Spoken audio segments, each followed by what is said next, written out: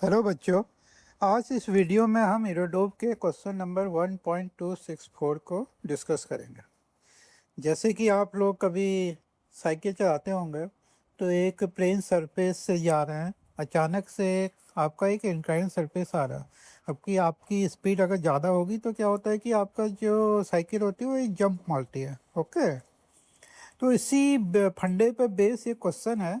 इसमें जो इरोडोप पूछता है, क्या क्या पूछता है कि एक यूनिफॉर्म सॉलिड स्फीयर है जिसका रेडियस आर है, roll over the horizontal plane passing into inclined plane. मतलब एक हॉरिजॉन्टल प्लेन है, इसमें एक सिलेंडर आपका रोल कर रहा है, उसके बाद एक इंक्लाइंड प्लेन आ रहा है जिसका इंक्लिनेशन एंगल अल्फा जो है 30 डिग्री है। तो इसमें हमें क्या निकालना, find the maximum value of velocity v0। मतलब ये v0 का मैक्सिमम वैल्यू कितना होगा कि which still permit the cylinder to roll on the inclined plane section without a jump. मतलब ये जब जो सिलेंडर है ये प्लेन सरफेस से इंक्लाइंड सरफेस में जाएगा तो इसमें कोई भी आपका जंप ना हो। तो इस उस कंडीशन के लिए हमें इसका वेलोसिटी मैक्सिमम कितना होगा वो कैलकुलेट करना है। और हमें क्या दे रखा है, the sliding is assume to be, मतलब इसमें केवल साइडिंग कोई भी नहीं है, केवल ये आपका प्योर रोलिंग हो रहा है। ओके, तो हमारा जब ये जो सॉलिड सिलेंडर है, सपोज ये इसका पोजीशन 1 हम मान लेते हैं, और जैसे ही ये इंक्लाइन में प्लेन में एंटर कर रहा है ये आपका एक पोजीशन 2 होगा। तो इसमें जो इसका सिलेंडर का सेंटर ऑफ मास होगा कहाँ होगा, इसके सेंटर में होगा। तो जब ये प्लेन से इंक्लाइन में जाएगा तो इसका सेंटर ऑफ मास जो है आपका इतना डिस्टेंस थोड़ा सा नीचे शिफ्ट हो जाएगा। तो इसके क्या होगा, पोटेंशियल एनर्जी में चेंज होगा। तो हमारा क्योंकि पूरा सिस्टम में कोई भी आपका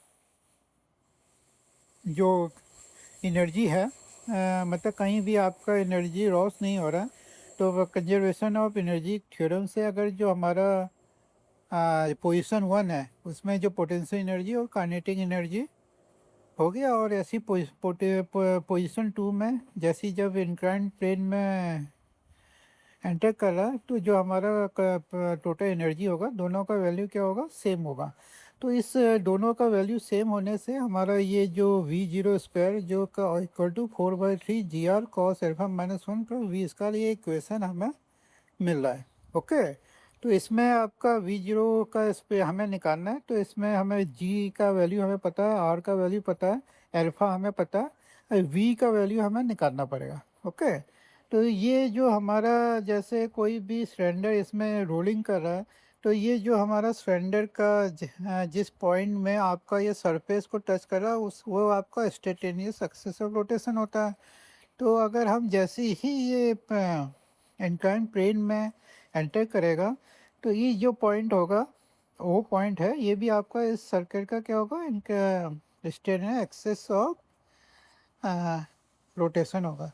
अगर इस पॉइंट में अगर हम देखें तो इसमें सिलेंडर में कौन कौन से फोर्स लग रहे हैं, एक सिलेंडर का वेट हो गया mg इसका, और एक मतलब आर्ट से इसमें एक नॉर्मल फोर्स एन लग रहा है। पर नॉर्मल फोर्स एन की डायरेक्शन में mg का एक कंपोनेंट mg cos अल्फा है, क्योंकि ये जो सिलेंडर है इस पॉइंट ओ के चारों ओर क्या कर रहा है, रोटेट कर रहा है। तो ओ चूंकि आपका स्टेटेनियस एक्सेस ऑफ रोटेशन है तो ओ का वेलोसिटी आपका कितना होगा, 0 होगा। तो हमारा इसमें एक एक्सेलरेशन लगेगा, सेंटीमीटर एक्सेलरेशन, जिसका वैल्यू कितना होगा, mg सेंटीमीटर फोर्स का वैल्यू कितना होगा, mg cos alpha minus N equal to mv² upon r। ठीक, और क्वेश्चन में हमें क्या कंडीशन दे रखा है कि कोई भी आपका जंप नहीं हो रहा। तो जंप नहीं हो रहा तो मतलब ये जो सिलेंडर है ये आपका सरफेस से कभी भी डिटैच नहीं हो रहा। ओके, तो उस कंडीशन में जो हमारा एन का वैल्यू होगा हमेशा क्या होगा, 0 से बड़ा होगा। एन का वैल्यू 0 से अगर बड़ा रखें तो जो mv² का वैल्यू जो होगा less than mg cos alpha होगा।